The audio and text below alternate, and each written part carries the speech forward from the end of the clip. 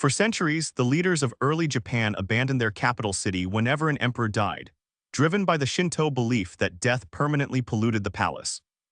This practice of ritual purification forced the imperial court to constantly rebuild administrative centers across the Asuka region. By the end of the 7th century, this constant relocation grew too costly for a centralized state. To solve this costly problem, the court established Fujiwara-kyo in the year 694 as the first city with a Chinese-style grid layout. However, this early capital suffered from poor geographical planning, as its drainage systems regularly flooded during the rainy seasons. The imperial court soon realized that Fujiwara-kyo was too small to house the expanding bureaucracy required by the new Heijo Code. In the year 708, Empress Genmei issued an imperial decree ordering the construction of a permanent capital city farther north in the Nara basin. She argued that a permanent seat of government was essential to project imperial authority to domestic clans and foreign ambassadors. This decree officially ended the traditional practice of changing the imperial residence after each reign. Astrologers and surveyors selected the site for Heijo-kyo, which later became known as Nara, using Chinese geomantic principles called feng shui. The location was bordered by the Kasuga Hills to the east and the Saho River to the north, which experts believed would channel positive energy. This natural geography provided defensive advantages and reliable water sources for the planned urban population. The planners designed Heijo-kyo to be a direct, smaller replica of Chang'an, the famous capital city of the Chinese Tang dynasty.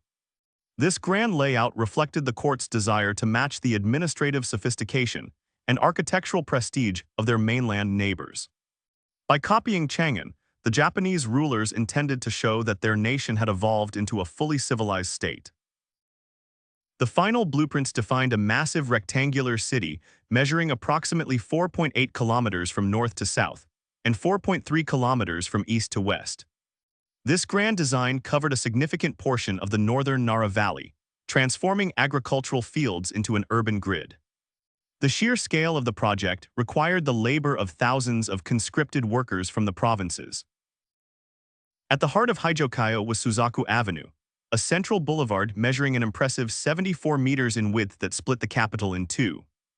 Flanked by deep drainage ditches and willow trees, this massive thoroughfare allowed official delegations to march toward the palace.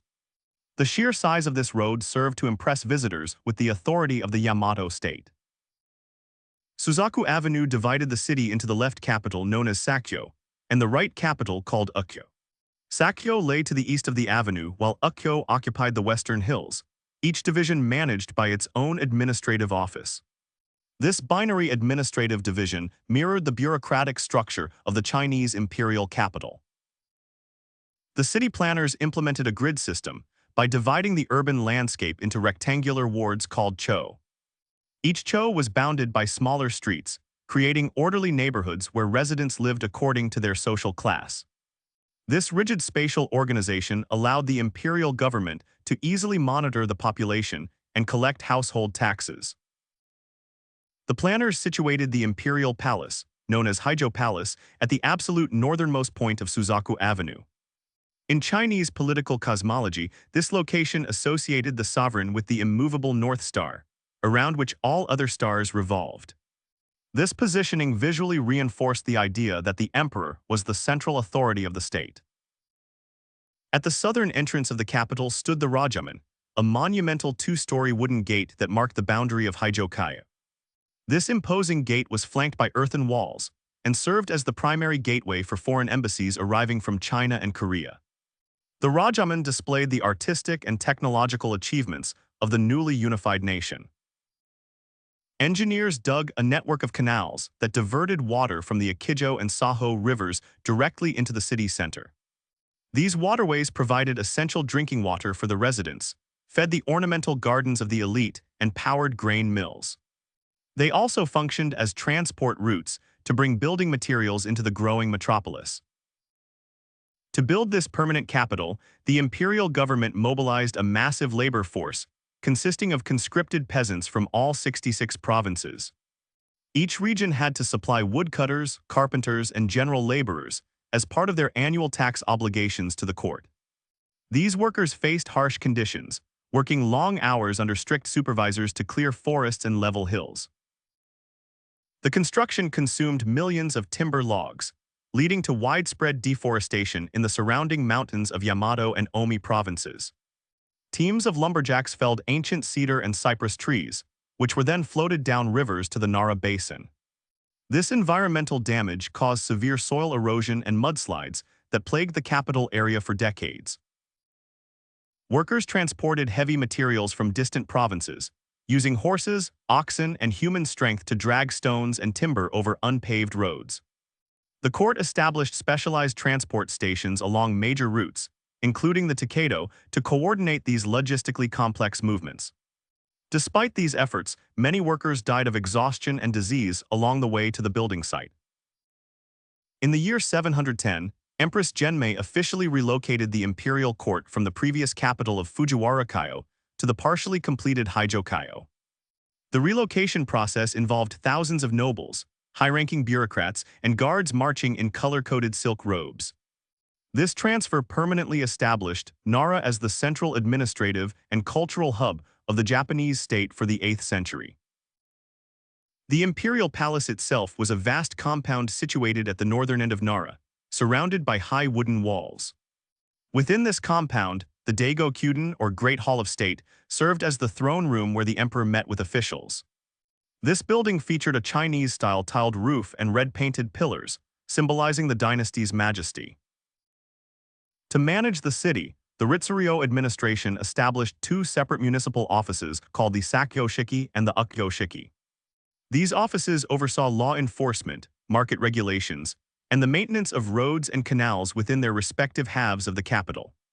Their officers regularly patrolled the streets to maintain order among the diverse urban population. The population of Heijo-kyo grew rapidly, eventually reaching an estimated total of 100,000 residents during the 8th century. This diverse urban population included royal family members, high-ranking aristocrats, thousands of low-ranking government clerks, Buddhist monks, and manual laborers. The capital quickly became the most densely populated urban center in early Japanese history, bustling with daily activity. Social status in Nara determined where a person could live and the size of their residential plot. High-ranking aristocrats received large estates of up to 4 blocks near the imperial palace, which featured private gardens and ponds. In contrast, lower-ranking clerks lived in cramped quarters, measuring only a fraction of a block near the city walls.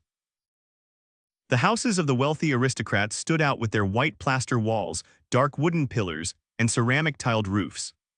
These homes were designed to resemble Chinese-style villas, showcasing the owner's cultural refinement and political influence.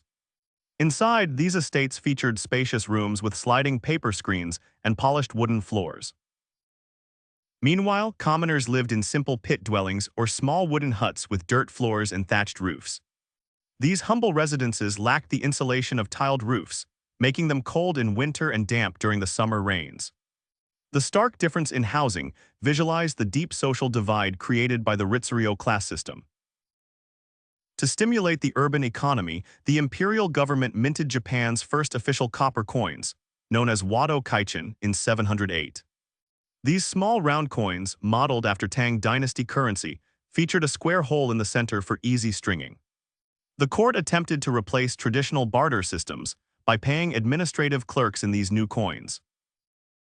Initially, merchants and peasants resisted using the Wado Kaichin coins, preferring to trade with established commodities like silk and rice. To encourage circulation, the court issued decrees offering official ranks to wealthy citizens who accumulated large quantities of copper currency. This policy slowly increased the use of money within the capital's commercial districts. The court established two major government-supervised markets in Nara, known as the East Market and the West Market.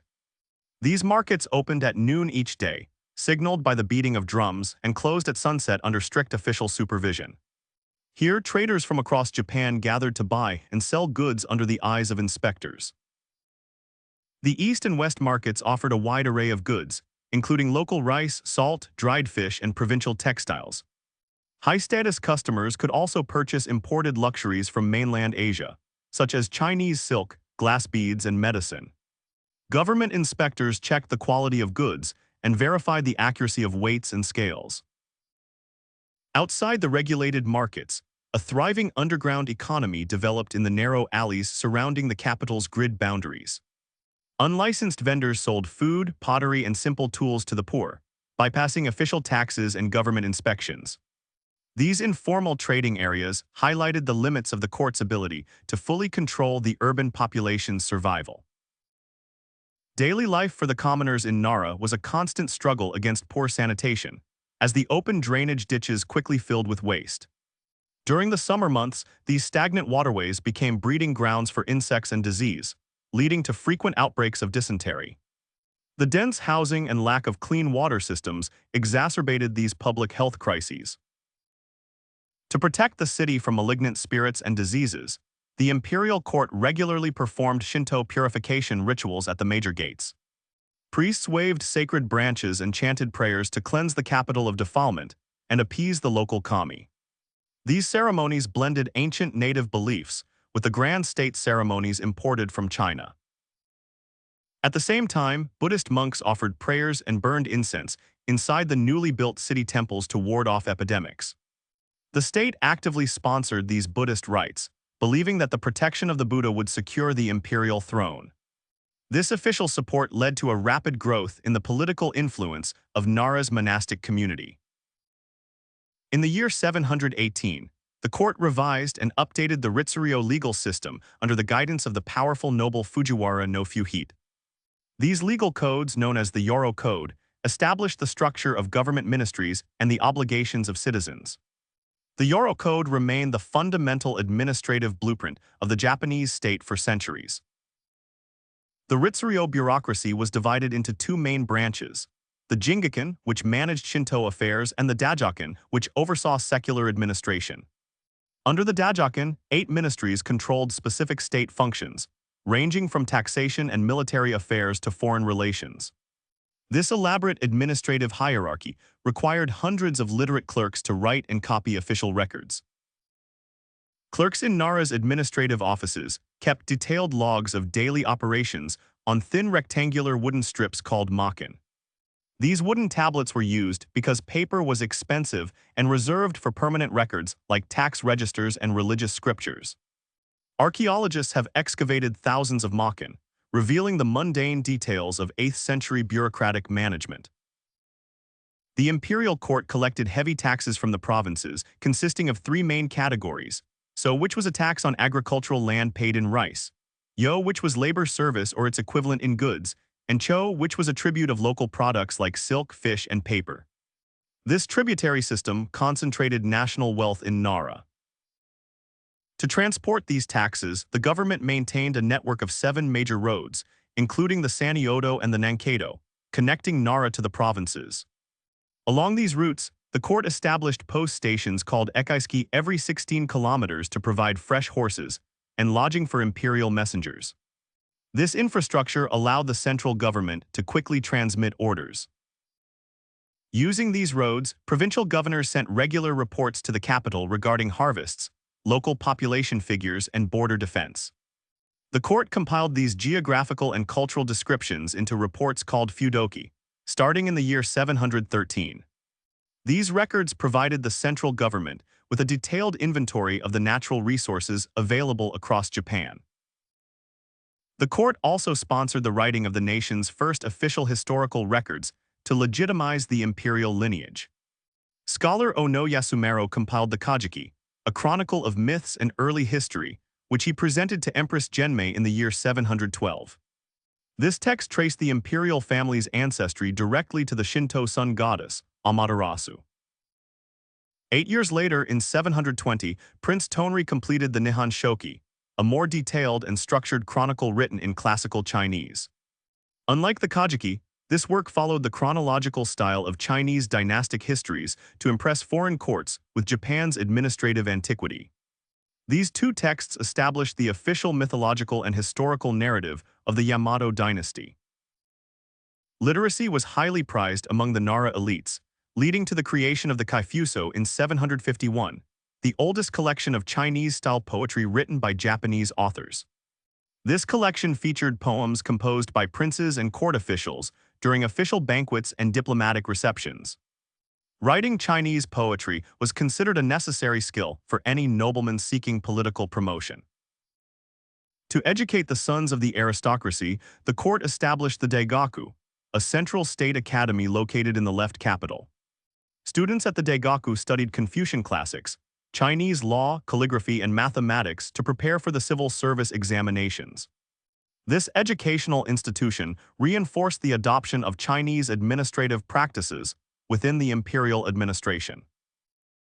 The Nara court also maintained active diplomatic relations with the Tang dynasty, sending large embassies called kentoshi across the East China Sea. These official embassies consisted of diplomats, scholars, Buddhist monks, and artists who spent several years studying in Chang'an. They returned to the Japanese capital carrying new books, art, and architectural technologies that transformed the court's administrative culture. Traveling to China was highly dangerous, as the Kentoshi fleets faced seasonal typhoons, shallow reefs, and pirates along the sea routes.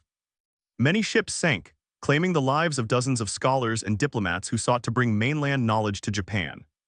Despite these risks, the prestige of acquiring Chinese culture motivated the court to continue sending missions. One of the most famous figures of this era was Abe no Nakamaro, a Japanese scholar who traveled to China in 717.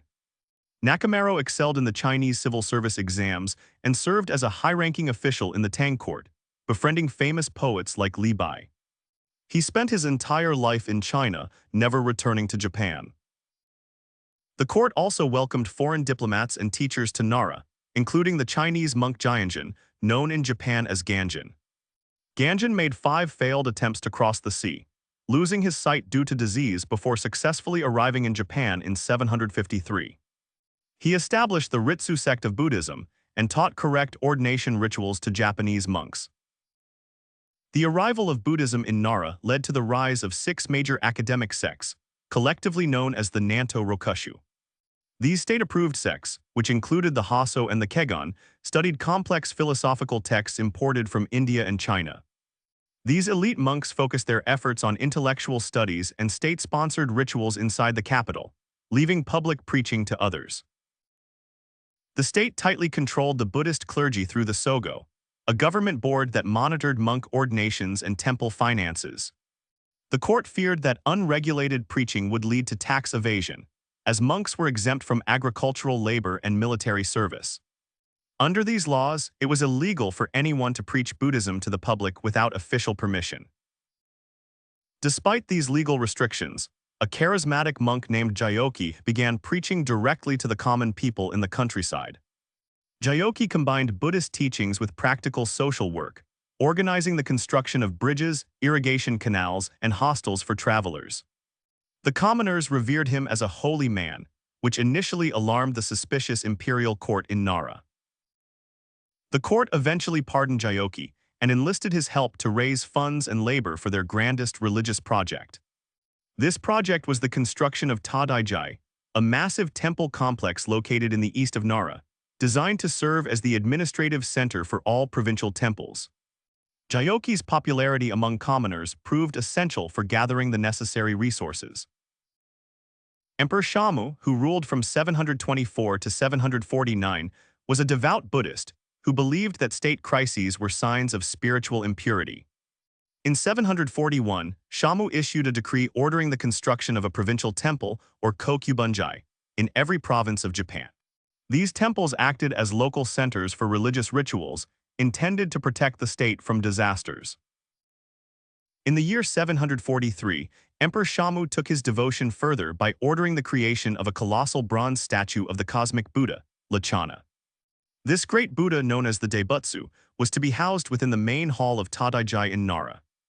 The project was the most ambitious metallurgical and artistic undertaking in early Japanese history. To cast the giant statue, metallurgists used approximately 440 tons of copper, more than 440 kilograms of gold, and significant quantities of tin and charcoal. The demand for these materials exhausted the resources of the capital region, forcing the court to search for new mineral deposits in distant provinces. This search led to the discovery of gold in Mutsu province in 749. The discovery of gold in Mutsu was celebrated in Nara as a miraculous sign of divine approval for Emperor Shamu's grand project. The gold was transported to the capital, where artisans used mercury to gild the bronze surface of the Great Buddha. This chemical process was highly toxic, causing illness and death among the craftsmen working in the temple. In the year 752, the imperial court held a magnificent eye-opening ceremony to consecrate the newly completed Great Buddha at Todaiji. An Indian monk named Bodhisna used a giant brush to paint eyes onto the statue, symbolically bringing the deity to life. The ceremony was attended by thousands of nobles, monks, and foreign ambassadors from across Asia. The main hall housing the statue, known as the Daibutsudan, was the largest wooden building in the world at the time of its completion. Flanking the hall were two wooden pagodas that towered over the city skyline, each measuring approximately 100 meters in height. These grand structures displayed the architectural and engineering skills of the Nara builders. To store the temple's treasures and official documents, the builders constructed the shasen, a unique wooden storehouse built using the Heijo-kyo style. This construction used interlocking triangular logs that expanded and contracted with humidity, protecting the items inside from mold and pests. The shasen preserved thousands of 8th century artifacts, including Persian glassware and Chinese lutes. While the court focused on religious monuments, the common population suffered from a devastating smallpox epidemic that struck Japan from 735 to 737.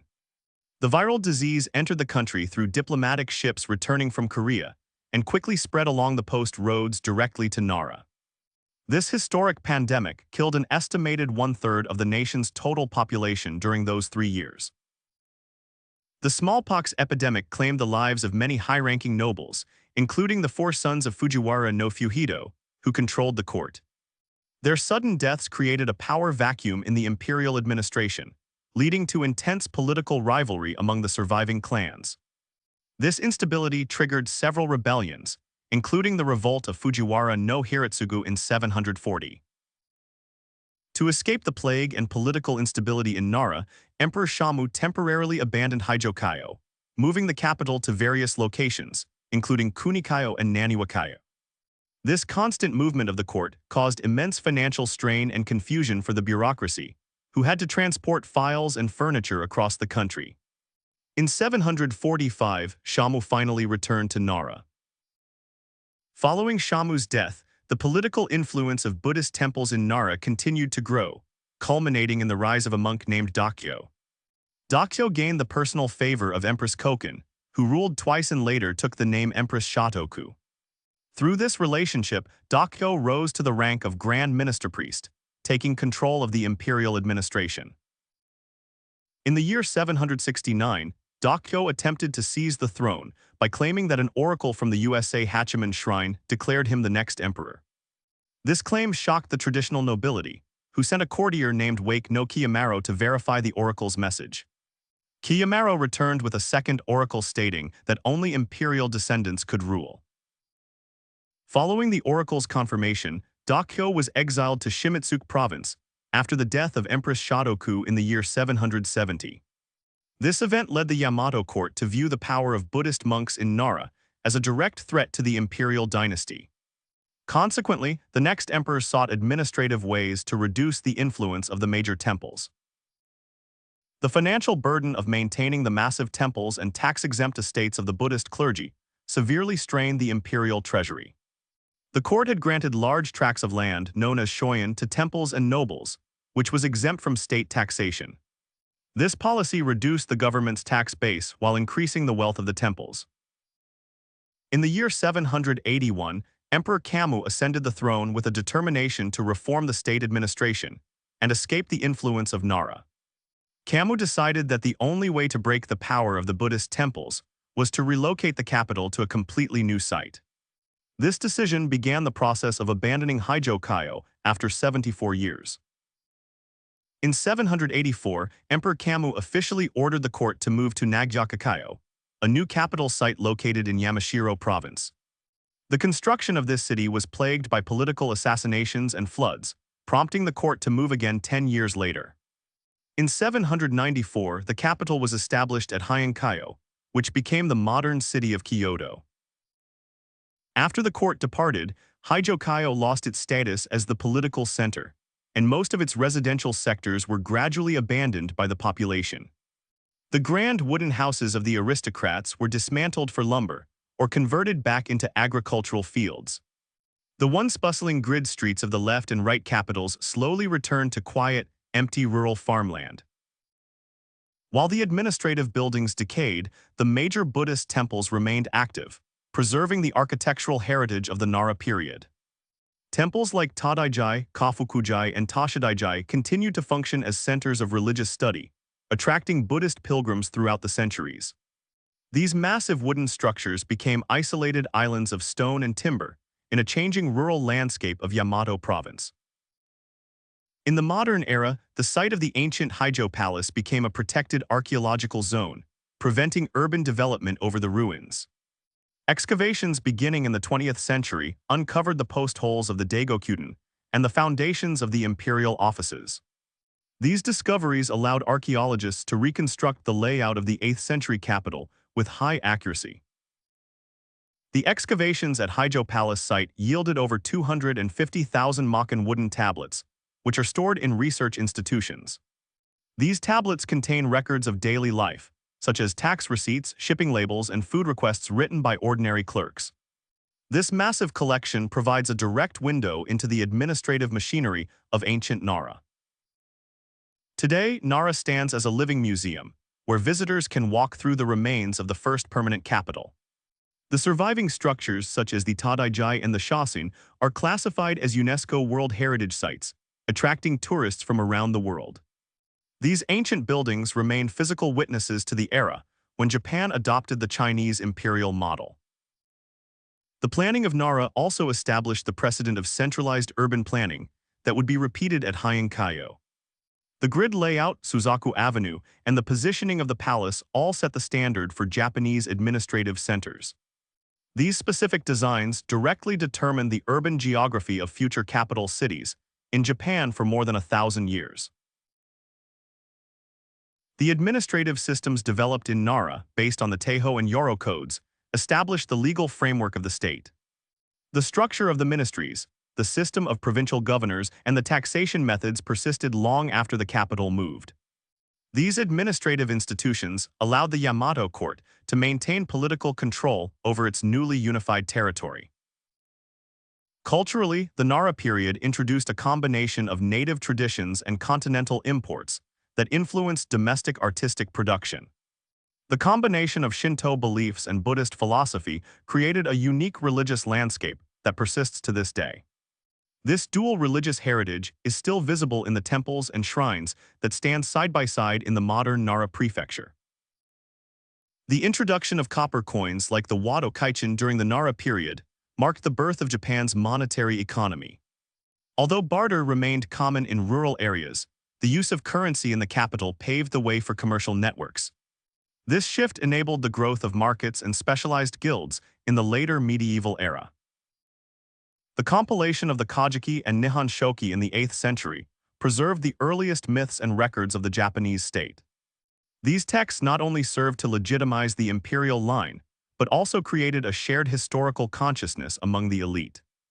They continue to be the primary sources for studying the origins of Japanese culture.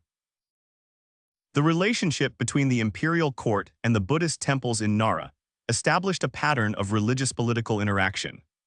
The power struggles involving figures like Daikyo demonstrated the political consequences of mixing spiritual authority with imperial administration. This persistent tension directly influenced the administrative and religious policy decisions of Japanese rulers for several centuries during the succeeding Heian period. During the construction of Heijo-kyo, the court ordered the demolition of buildings in the old capital of Fujiwara-kyo to salvage high-quality timber and roof tiles.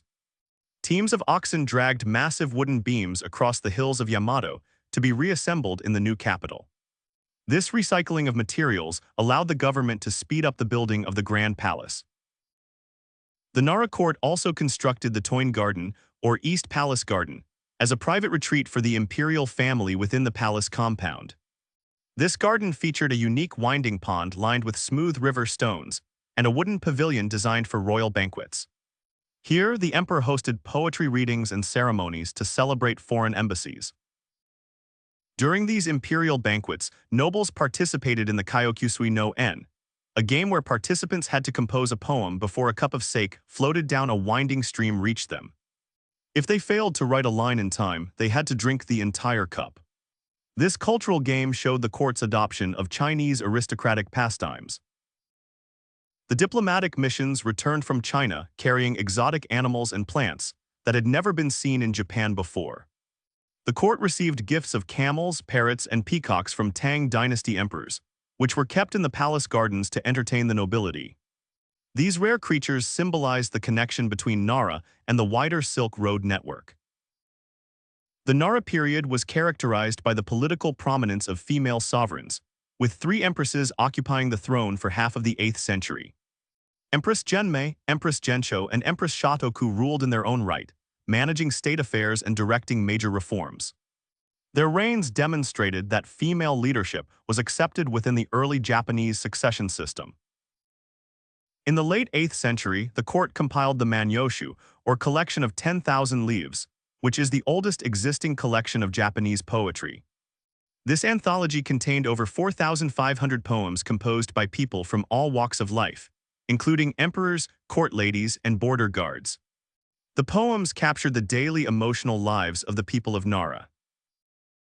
To defend the state, the Ritsuryo administration established a conscription system that required 1/3 of adult males from each province to serve in local militias.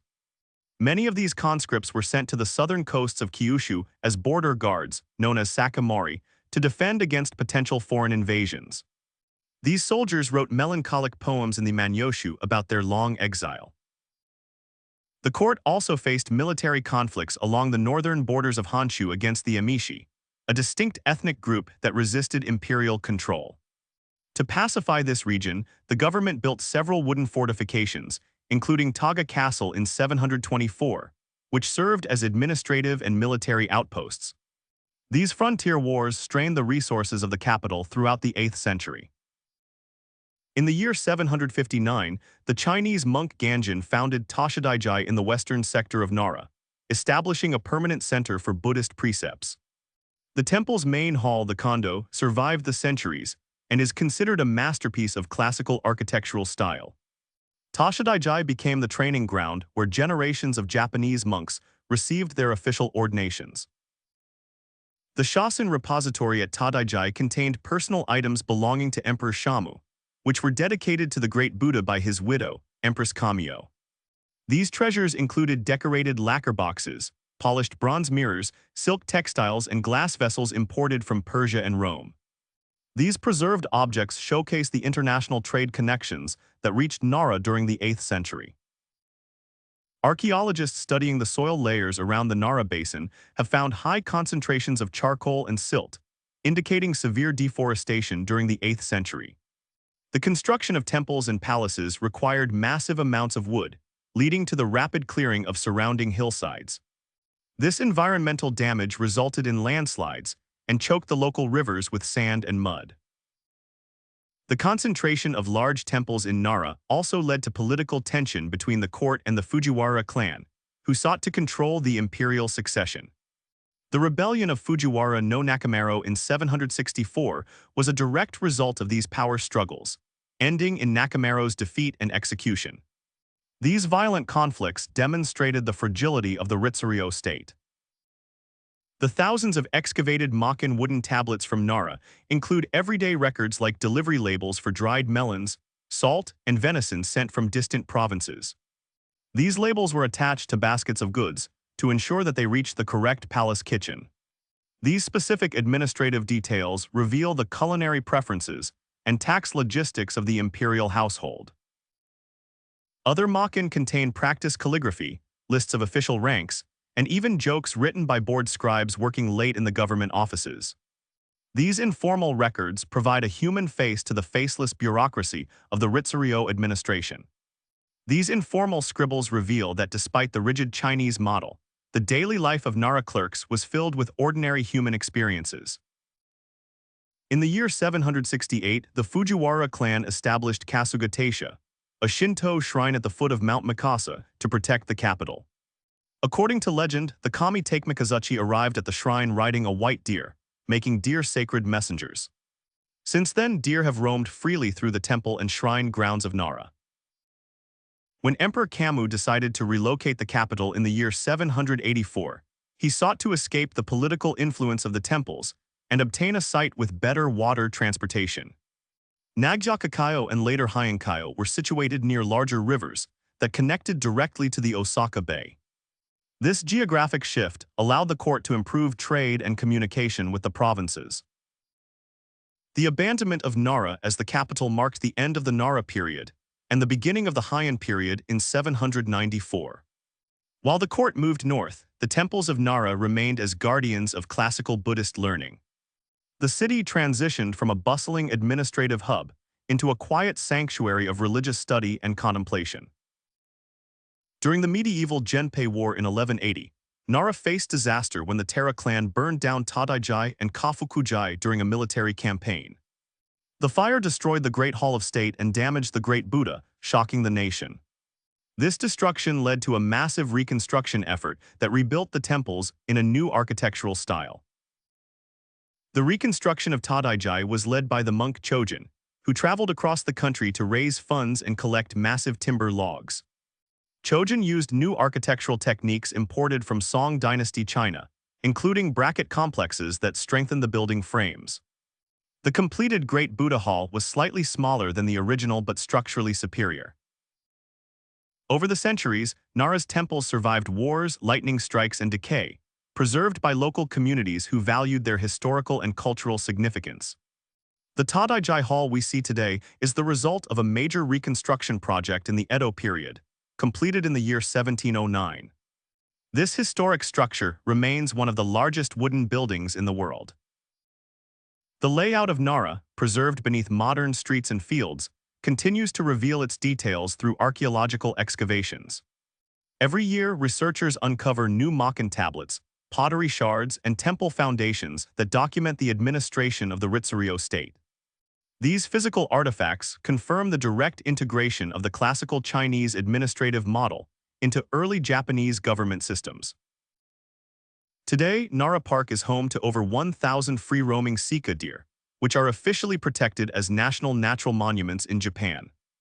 These deer are the descendants of the animals associated with the Kasuga Taisha shrine during the city's 8th century foundation. They continue to roam freely among the tourists and the surviving wooden structures of the ancient capital. The construction of Nara as the first permanent capital initiated a new phase in the organization of the Japanese state. By adopting the Chinese administrative grid and the Ritsuryo Code, the Yamato court created a centralized system of government. This system enabled the court to coordinate large-scale projects, from building regional temples to compiling national historical records. The architectural style of Nara, with its vermilion pillars and dark-tiled roofs, set a lasting standard for religious and imperial buildings. This style, which combined continental models with native aesthetic values, became the visual signature of traditional Japanese authority. It remained influential even as later capitals, such as Kyoto and Edo, developed new urban styles. While the ancient grid streets of Heijo-kyo are now covered by modern fields, the wooden temples continue to function in Nara.